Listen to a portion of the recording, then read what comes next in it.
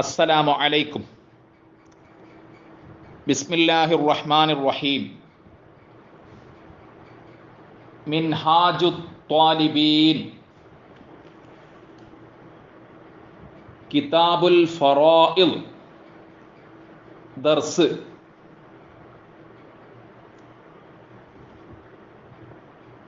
വിഷയം: ഓഹരി പ്രകാരം അനന്തര സ്വത്ത് തികയാതിരുന്നാൽ. പഠന ക്ലാസ് 2.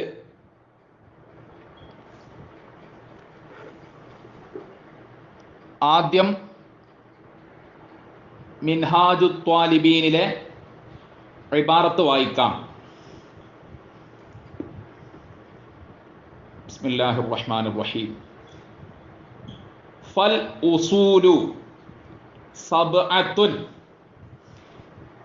ഇസ്നാനി വസലാസത്തുൻ വഅർബഅത്തുൻ വസിത്തത്തുൻ വസമാനിയത്തുൻ വസ്നാ അശറ വഅർബഅത്തുൻ വഇശ്റൂന വല്ലദീ യഊലു മിൻഹാ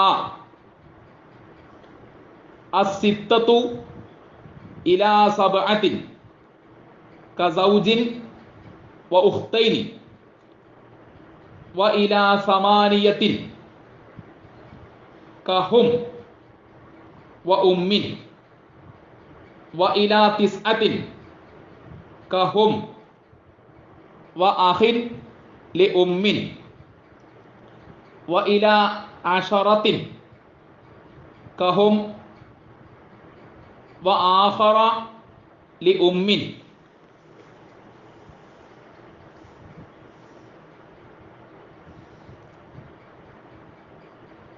ഫൽ ഉസൂലു, അടിസ്ഥാനങ്ങൾ, അടിസ്ഥാന ഓഹരികൾ. സബ്അത്തുൻ, 7. ഫൽ ഉസൂലു എന്നത് വ്യക്തമായി പറയുമ്പോൾ ഫ ഉസൂലുൽ മസാഇലി എന്നാണ് പറയുക. അടിസ്ഥാന ഓഹരികൾ സബ്അത്തുൻ 7. ഫ ഉസൂലുൽ മസാഇലി സബ്അത്തുൻ, അടിസ്ഥാന ഓഹരികൾ 7. ഞാൻ സാവധാനം പറയുന്നത് നിങ്ങൾക്ക് നന്നായി മനസ്സിലാക്കാൻ വേണ്ടിയാണ്.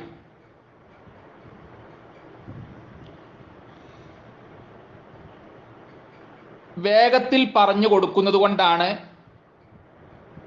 പലർക്കും തിരിയാതെ വരുന്നത്. സാവധാനം പറഞ്ഞാലേ തിരിയുകയുള്ളൂ. പ്രത്യേകിച്ച് ഫറായിദ് പഠിക്കുമ്പോൾ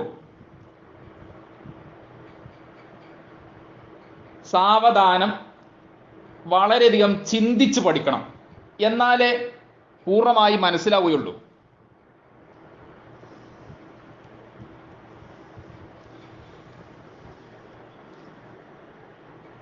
അടിസ്ഥാന ഓഹരികൾ ഏതെല്ലാം എന്ന് പറയാം.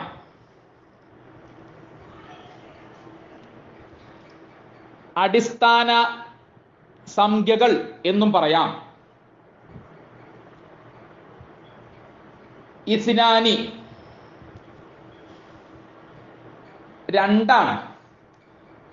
വസലാസത്തുൻ, 3. വ അർബഅത്തുൻ, 4. വസിത്തത്തുൻ, 6. വസമാനിയത്തുൻ, 8. വസ്നാ അശറ, 12. വ അർബഅത്തുൻ വ ഇശ്റൂന, 24.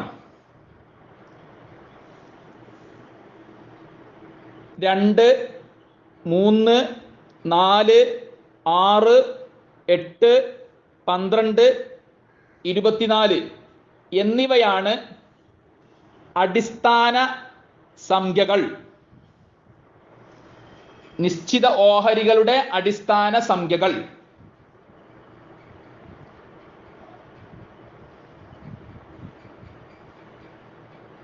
വല്ലദി യഊലു മിൻഹ, അവയിൽ നിന്ന് വർദ്ധിക്കുന്നവ.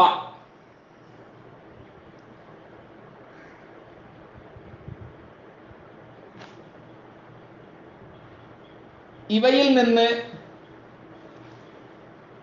ഔലാക്കേണ്ടവ, വർദ്ധിപ്പിക്കേണ്ടവ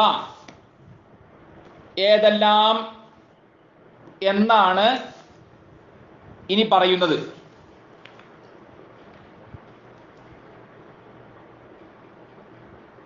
ഓഹരികൾ വർദ്ധിപ്പിക്കൽ എന്ന അർത്ഥത്തിൽ ഔല് എന്ന് പറയാറുണ്ടല്ലോ.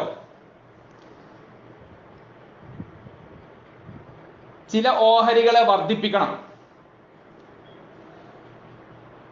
ഏതെല്ലാം ഓഹരികളെയാണ് വർദ്ധിപ്പിക്കേണ്ടത്?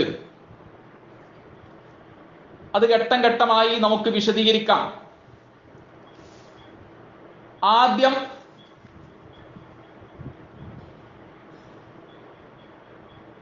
ആറ്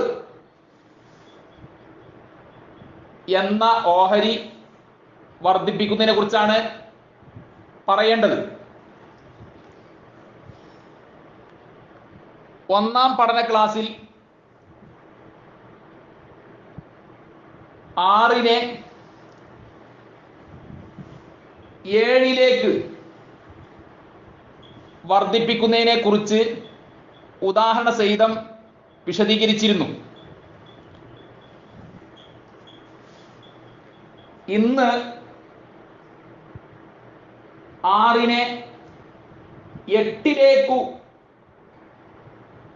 വർദ്ധിപ്പിക്കുന്നത് ഉദാഹരണ സഹിതം വിശദീകരിക്കാം. മിൻഹാജു ത്വാലിബീനിലെ ഇബാറത്ത് നോക്കുക. അസ്സിത്തത്തു 6 ഇലാ സബ്അത്തിൻ 7ലേക്ക്. ഇവിടെ ചുരുക്കിയാണ് എഴുതിയത്. ഇത് അറബിയിൽ വിശദീകരിക്കുമ്പോൾ ഇങ്ങനെ വിശദീകരിക്കാം. അസ്സിത്തത്തു തഊലു ഇലാ സബ്അത്തിൻ, 6 7ലേക്കു വർദ്ധിക്കും. കസൗജിൻ വ ഉഖ്തൈനി, ഭർത്താവ്, 2 സഹോദരിമാർ എന്നിവരെ പോലെ. ഇത് ഇന്നലെ വിശദീകരിച്ചിരുന്നു. വ ഇലാ സമാനിയത്തിൻ, 8ലേക്കും. 6 8ലേക്കും വർദ്ധിക്കും. വസിത്തത്തു തഊലു ഇലാ സമാനിയത്തിൻ, 6 8ലേക്കും വർദ്ധിക്കും. കഹും, അവരെ പോലെ. അവരെ പോലെ എന്ന് പറഞ്ഞാൽ കസൗജിൻ വ ഉഖ്തൈനി എന്നാണ് ഉദ്ദേശ്യം.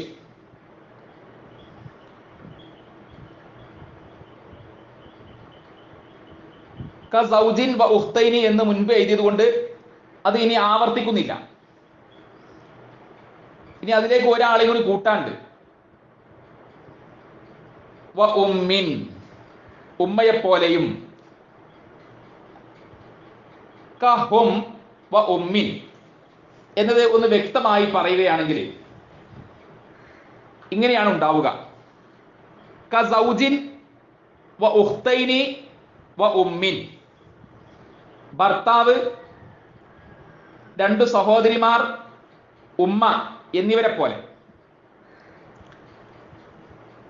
അനന്തരാവകാശികൾ ഭർത്താവ്, രണ്ടു സഹോദരിമാർ, ഉമ്മ എന്നിവരാണ്. ഈ മസ്അലയാണ് ഇന്ന് വിശദീകരിക്കുന്നത്.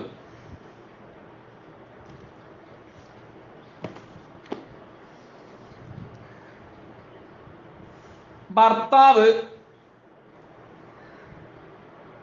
സഹോദരിമാർ, ഉമ്മ എന്നിവർ മാത്രം അനന്തരാവകാശികളായി വരുന്ന മസ്അലയിൽ ഭർത്താവിന്റെ നിശ്ചിത ഓഹരി എത്ര, സഹോദരിമാരുടെ നിശ്ചിത ഓഹരി എത്ര, ഉമ്മയുടെ നിശ്ചിത ഓഹരി എത്ര,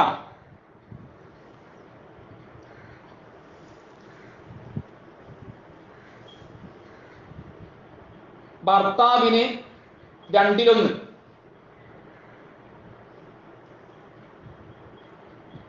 മരിച്ച സ്ത്രീക്ക് സന്താനമോ മകന്റെ സന്താനമോ ഇല്ലെങ്കിൽ അവളുടെ ഭർത്താവിന് പകുതി കൊടുക്കണം എന്നാണല്ലോ നിയമം.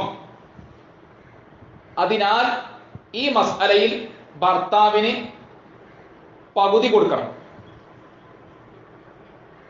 പക്ഷേ ഭർത്താവിന് പകുതി കൊടുക്കാൻ തികയുകയില്ല.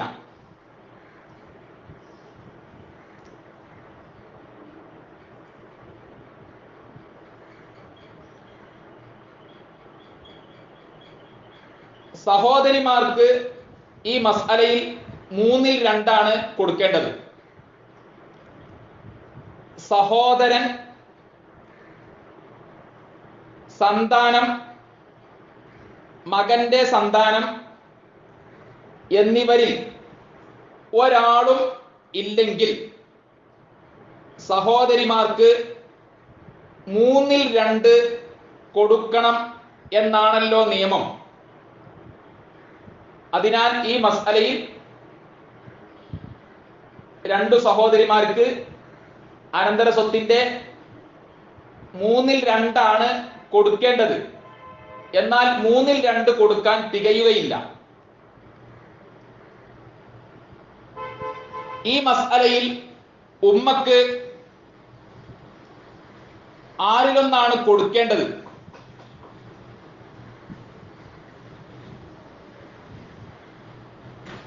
മരിച്ച വ്യക്തിക്ക് സന്താനം ഉണ്ടെങ്കിൽ അയാളുടെ ഉമ്മക്ക് 1/6 കൊടുക്കേണ്ടത്. ഈ മസ്അലയിൽ സന്താനം ഇല്ല.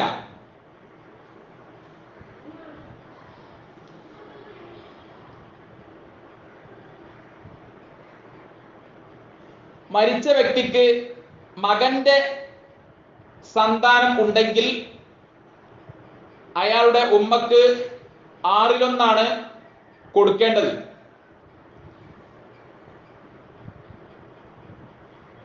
ഈ മസ്അലയിൽ മകന്റെ സന്താനവും ഇല്ല. മരിച്ച വ്യക്തിക്ക് സഹോദരന്മാർ, സഹോദരിമാർ എന്നിവരിൽ ഒന്നിലധികം ആളുകൾ ഉണ്ടെങ്കിൽ ഉമ്മക്ക് 1/6 കൊടുക്കേണ്ടത്. ഈ മസ്അലയിൽ മരിച്ച വ്യക്തിക്ക് 2 സഹോദരിമാർ ഉണ്ടല്ലോ. അതിനാൽ ഉമ്മക്ക് 1/6 കൊടുക്കേണ്ടത്. പക്ഷേ ഉമ്മക്ക് 1/6 കൊടുക്കാൻ തികയുകയില്ല.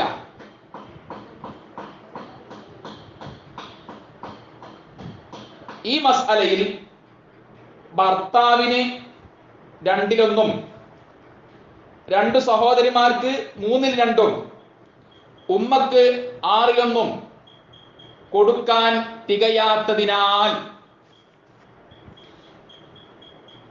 ഇവരിൽ ഒരാളോടും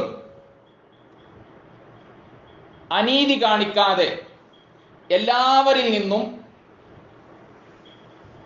നീതിപൂർവം കുറച്ചുകൊണ്ട് ഓഹരി ചെയ്തു കൊടുക്കണം.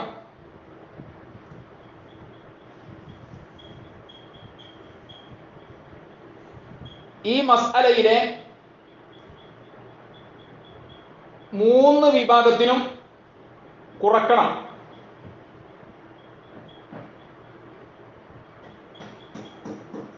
മൂന്ന് വിഭാഗങ്ങളിൽ ഒരു വിഭാഗത്തിനും പൂർണ്ണമായി കൊടുക്കാൻ ഉണ്ടാവുകയില്ല.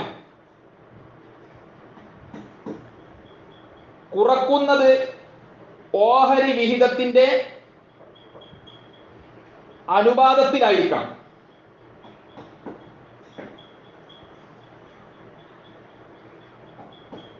മൂന്ന് കൂട്ടരുടെ ഇടയിലും കുറവിൽ വിവേചനം ഉണ്ടാകരുത്.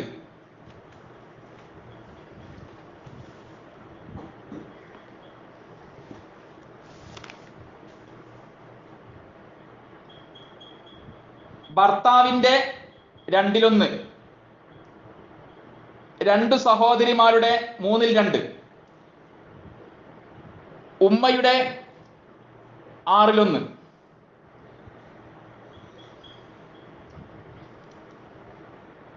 രണ്ടിലൊന്ന്, 3/2, 6/1 ഇങ്ങനെയാണല്ലോ.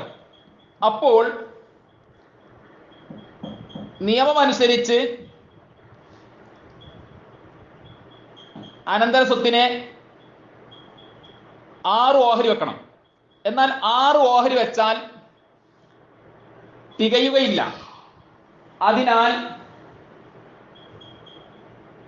8ലേക്ക് വർദ്ധിപ്പിക്കണം. 8 ഓഹരി വെച്ചാലേ തികയുകയുള്ളൂ. അനന്തര സ്വത്ത് എത്രയാണെങ്കിലും അതിനെ 8 ഓഹരി വെക്കണം.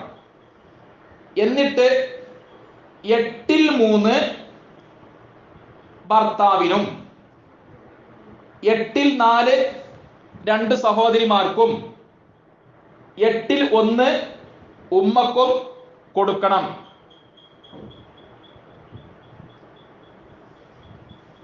ഇനി ഒരു ഉദാഹരണം പറയാം. അനന്തര സ്വത്ത് 8 ലക്ഷം രൂപയാണെന്ന് വിചാരിക്കുക.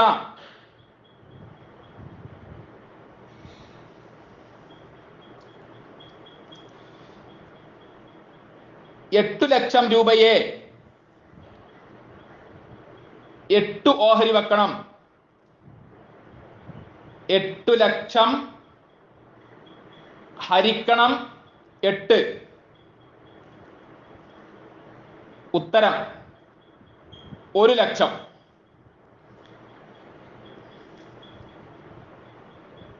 ഭർത്താവിന് 8 ഓഹരികളിൽ നിന്ന് 3 ഓഹരികളാണ് കൊടുക്കേണ്ടത്. ഒരു ഓഹരി 1 ലക്ഷം രൂപയാണല്ലോ. 3 ഓഹരി 3 ലക്ഷം രൂപയാണ്. അതിനാൽ ഈ മസ്അലയിൽ ഭർത്താവിന് 3 ലക്ഷം രൂപ കൊടുക്കണം. അപ്പോൾ ഒരു സംശയമുണ്ടാകും, അനന്തര സ്വത്ത് 8 ലക്ഷം രൂപയാണല്ലോ, ഭർത്താവിന് പകുതി കൊടുക്കണ്ടേ? അപ്പോൾ ഭർത്താവിന് 4 ലക്ഷം രൂപ കൊടുക്കണ്ടേ? ഭർത്താവിന് 4 ലക്ഷം രൂപ കൊടുക്കാൻ ഇവിടെ അനന്തര സ്വത്ത് തികയുകയില്ല. അതിനാൽ ഇവിടെ എല്ലാവരോടും നീതി പാലിക്കാൻ വേണ്ടി എല്ലാവരിൽ നിന്നും അല്പം കുറക്കുന്നു. ഭർത്താവിനും അല്പം കുറച്ചു. ഈ മസ്അലയിൽ ഭർത്താവിന് 3 ലക്ഷം രൂപയെ കൊടുക്കേണ്ടതുള്ളൂ.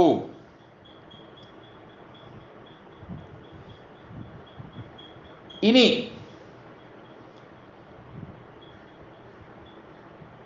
രണ്ടു സഹോദരിമാർക്ക് 8ൽ 4 കൊടുക്കേണ്ടത്.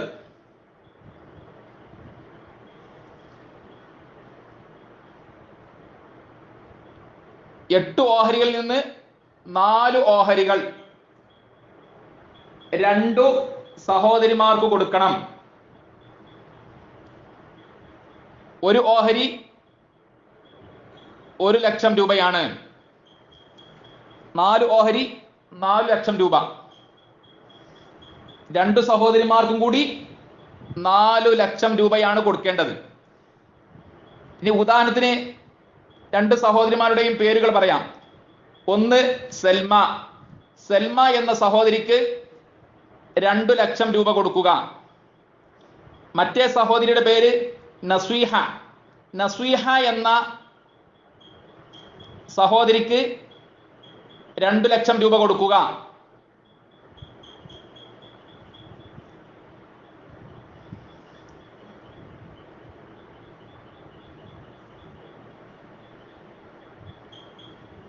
ഉമ്മക്ക് ഈ മസ്അലയിൽ 8ൽ 1 ഓഹരിയാണ് കൊടുക്കേണ്ടത്.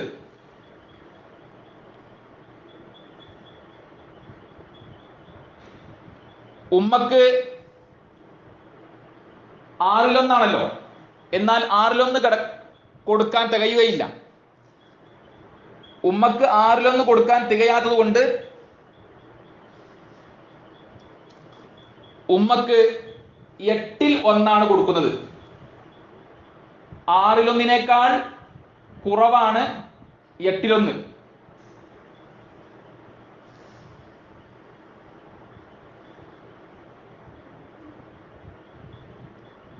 ഉമ്മക്ക് ഈ മസ്അലയിൽ 1 ലക്ഷം രൂപ കൊടുക്കണം.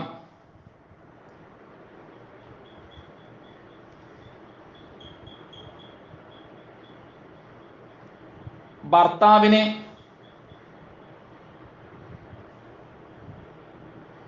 8ൽ 4 കൊടുക്കാൻ തികയുകയില്ല. അതുകൊണ്ട് ഭർത്താവിന് 8ൽ 3 കൊടുക്കേണ്ടത്. 2 സഹോദരിമാർക്ക്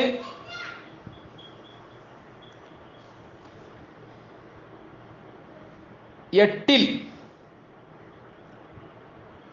5.33 ഓഹരി കൊടുക്കാൻ തികയുകയില്ല. അതിനാൽ 2 സഹോദരിമാർക്ക് 8ൽ 4 കൊടുക്കേണ്ടത്.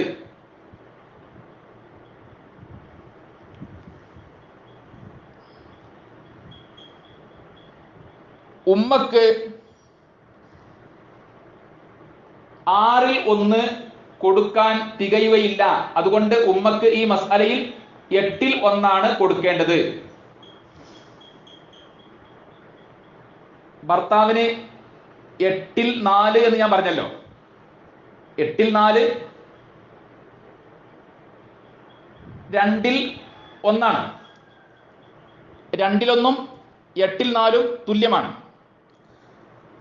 ഭർത്താവിന് പകുതിയാണ് കൊടുക്കേണ്ടത്. പകുതി കൊടുക്കാൻ തികയാത്തത് കൊണ്ടാണ്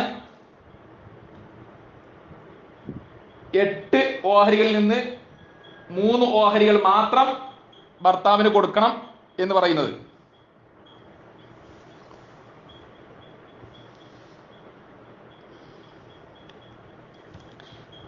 നിങ്ങൾ ഈ കണക്ക് ചെയ്തു നോക്കണം, എന്നാലേ ബോധ്യപ്പെടുകയുള്ളൂ. സംശയങ്ങളുണ്ടെങ്കിൽ ചോദിക്കണം. അധികം ആളുകൾക്കും ഇത് ഒരിക്കൽ കേട്ടാൽ മാത്രം മനസ്സിലാവുകയില്ല.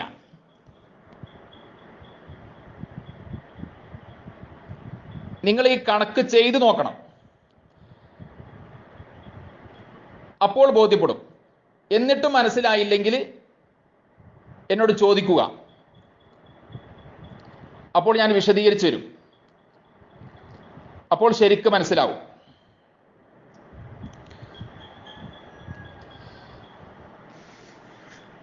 നിങ്ങൾ മിൻഹാജു ത്വാലിബീനിലെ ഞാൻ വായിച്ച ഇബാറത്ത് ശ്രദ്ധിച്ചു നോക്കണം. ഏതെങ്കിലും ഭാഗം മനസ്സിലാകാത്തതുണ്ടെങ്കിൽ ചോദിക്കണം.